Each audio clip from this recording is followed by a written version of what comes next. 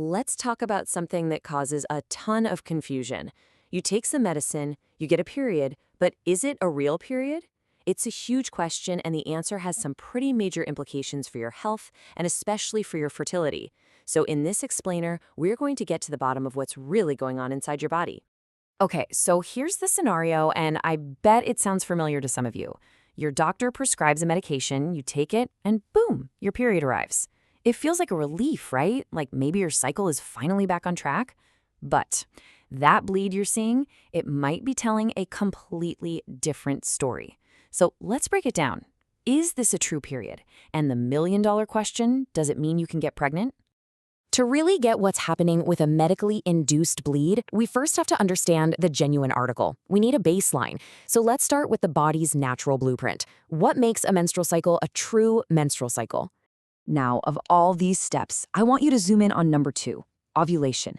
This is it. This is the main event, the absolute star of the show. Everything else in your cycle, from the eggs maturing to the uterine lining thickening, it's all just building up to and reacting to the release of that egg. The period itself, that's just the final scene. And you simply can't have that final scene if the main event, ovulation, never happened in the first place. Okay, so that's the natural playbook. Now, let's switch gears and look at the induced bleed. What is that medication actually doing inside your body? So, those pills you take to bring on a period, they're basically just outside hormones. Think of them as imposters. They do a decent job of mimicking your body's natural hormones, but they skip the most critical step. They build up your uterine lining, sure, but then, when you stop taking them, the sudden hormonal drop forces that lining to shed. This isn't a period in the true sense. It's what's called a withdrawal bleed. And this chart just makes the difference crystal clear. Look at that key event row. A natural period is all about ovulation. An induced bleed, it's all about hormonal withdrawal. And this leads us to the most important point here, the big answer. Because ovulation never happened, pregnancy is simply not possible from an induced bleed. It's not a real period. So you're probably thinking, well, why on earth do doctors prescribe this then? It's a really good question. The main reason is to clear things out. It forces the shedding of an old uterine lining that might have gotten too thick over time. Think of it like hitting a manual reset button on your system. The hope is that by cleaning house, your body might be prompted to kickstart its own natural ovulatory cycle the next time around. All right, so we've established that an induced bleed doesn't mean you can get pregnant. But hang on, because here comes a fascinating twist. What if the opposite is true? What if you can get pregnant even when you have no period at all? The logic seems pretty solid, right? No period means no ovulation, so no chance of pregnancy. Simple.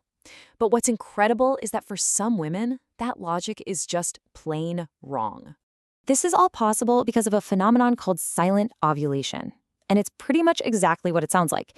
Your body can quietly release an egg, but you never get the period that would normally signal it happened. It's like the main event happens, but the final scene of the play gets skipped entirely. Now, this is most common in certain groups. We see it a lot in women with PCOS or super irregular cycles, new moms who are breastfeeding, or women who are entering perimenopause. For anyone in these situations, the takeaway here is absolutely critical. The absence of a period is not a reliable form of birth control. Okay, I know this whole topic brings up a lot of other questions, so let's do a quick fire round and tackle some of the most common ones we hear. First up, what about other kinds of fertility medications? Drugs like Clomid or Letrozole. Are they the same as the ones that just cause a withdrawal bleed? No, absolutely not. And this is such a critical distinction to make. These drugs are in a totally different league. Their entire job is to cause ovulation, to literally stimulate your ovaries into releasing an egg. So they are the exact opposite of the other pills. They are prescribed specifically to increase your chances of getting pregnant. Next question. Let's talk about timing. Is it possible to get pregnant in those few days right after your period ends? For most women who have a pretty standard length cycle, it's very unlikely. But, and this is a really important but, if you're someone with a short cycle, your fertile window can open up almost immediately after your period stops. So what might be a safe period for one person could be a risk for someone else. And finally, a very direct and super important question. What about pre-ejaculate? If there's no actual ejaculation, is there still a risk of pregnancy? The answer here is a clear and simple yes. The fluid that's released before ejaculation, often called pre-cum, can contain live sperm. So if you are not trying to get pregnant, you absolutely cannot rely on the withdrawal method for protection. Pregnancy is definitely possible.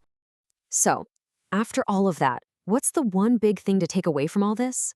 Well, it really comes down to learning how to read and understand what your body is truly trying to tell you. A true natural period, that's a sign that this complex, amazing process of ovulation is working just as it should. An induced bleed, while it can be medically useful sometimes, it's just not the same thing. So the ultimate takeaway is this. Try to see your cycle not as some monthly inconvenience, but as a report card on your overall health. And learning to read that report is one of the most powerful things you can do. The real question is, what is your body trying to tell you?